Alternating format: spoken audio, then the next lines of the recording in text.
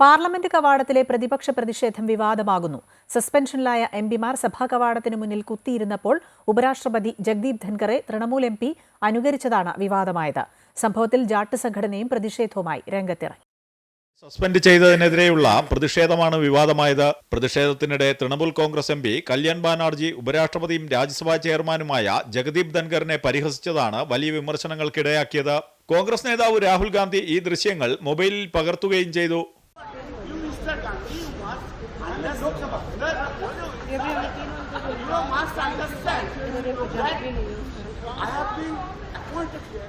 അതേസമയം സംഭവത്തിൽ പ്രതിപക്ഷത്തിനെതിരെ ജാട്ട് സംഘടന രംഗത്ത് വന്നു. തെരഞ്ഞെടുപ്പിൽ ജാട്ട് സമുദായം ഈ പരിഹാസം കണക്കിലെടുക്കണമെന്നും ജാട്ട് സംഘടന ആവശ്യപ്പെട്ടു. ഉപരാഷ്ട്രപതിയെ പരിഹസിച്ചും അനുകരിച്ചുമുള്ള പ്രതിഷേധം കോൺഗ്രസിന് വലിയ തലവേദനയാണ് സൃഷ്ടിച്ചിരിക്കുന്നത്.